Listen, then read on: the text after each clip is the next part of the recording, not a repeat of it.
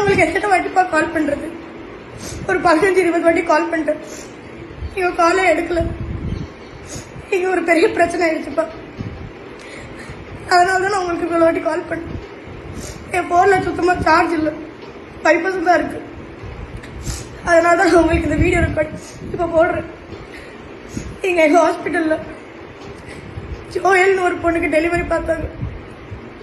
Normal delivery சொல்லி தான் type பண்ணாங்க. குழந்தையோ பிறந்துச்சு. அதான் பிறந்து ஒரு நிமிஷத்துலேயே குழந்தை இறந்துருச்சுப்பா. இங்கே எல்லாருமே அப்செட். குழந்தைய கிளீன் பண்ணி அட்டெண்டர் கிட்ட ஒப்படைக்க சொன்னாங்க. என்ன நானும் கிளீன் பண்ணி ரத்தத்தெல்லாம் தொடச்சி கிளாத்தில் சுற்றிக்கிட்டு இருக்கும்போது திடீர்னு குழந்தைக்கு உயிர் வந்துருச்சுப்பா. எனக்கு ஒன்றுமே புரியல. நான் வேகமாக அந்த குழந்தைய வச்சுட்டு டாக்டரை கூப்பிட்டு போயிருந்தேன். டாக்டரை அட்டெண்டர் கூப்பிட்டு வந்து பார்த்தா அந்த குழந்தை அங்கே இல்லை. நாங்களும் வெளியெல்லாம் தேடி பார்த்தோம். வார்டுக்குள்ள யாருமே வரல. சிசிடிவி ஃபுட்டேஜ்லாம் செக் பண்ணோம்.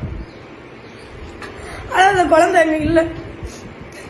இப்போ குழந்தையோட ரிலேட்டிவ்ஸ்லாம் நான் தான் அந்த குழந்தை ஏதோ பண்ணிட்டேன்னு என் மேலே பழி போடுறாங்க. எனக்கு என்ன பண்றதுன்னு தெரியலப்பா. ரொம்ப பயமா இருக்கு. தெரியல, எனக்கு என்ன பண்றதுன்னே புரியல. ரீசெண்டாக குழந்தை காணும்னு சொல்லி நான் அழுதுருக்க மாதிரி ஒரு வீடியோ ரிலீஸ் ஆகிருந்துச்சு. ஃபர்ஸ்ட் ஆஃப் ஆல் என்னோடய சைட்லேருந்து ரொம்ப சாரி கைஸ். பிகாஸ் ஜென்ம நட்சத்திரம்னு ஒரு படத்துக்காக ஒரு குட்டி ஸ்டோரி சொல்லட்டா சார் அப்படின்னு ஒரு கான்டெஸ்ட் பப்ளிஷ் பண்ணியிருந்தாங்க. அண்ட் அந்த கான்டெஸ்ட்டுக்காக எடுத்து அனுப்பின ஒரு வீடியோ தான் அது. அது எப்படி இப்படி வந்து ஒரு ரேண்டம் அக்கௌண்ட்டில் போஸ்ட் ஆகிருக்குன்னு வந்து ஐடியாவே இல்லை. அதுக்காக என்னோடய நாலேஜுக்கு வந்த உடனே எப்படி அதை ஃபஸ்ட்டு ரிமூவ் பண்ணலான்னு சொல்லி தான் பார்த்துக்கிட்டு இருந்தேன். பட் நிறைய பேர் வந்து அது உண்மையான இன்சிடென்ட்னு நினச்சி நிறைய கமெண்ட் பண்ணியிருந்தாங்க. அப்படி தான் வைரல் ஆச்சுன்னு நினைக்கிறேன். ஸோ அது உண்மையான இன்சிடெண்ட் கிடையாது. ஒரு ஷூட்டுக்காக நான் அனுப்பின வீடியோ ரேண்டமாக போஸ்ட் ஆகிருக்கு. அதுக்காக என்னோடய சைட்லேருந்து ரொம்ப ரொம்ப சாரி. யாரையாச்சும் ஹர்ட் பண்ணியிருந்தாலும் ரொம்ப சாரி கைஸ்.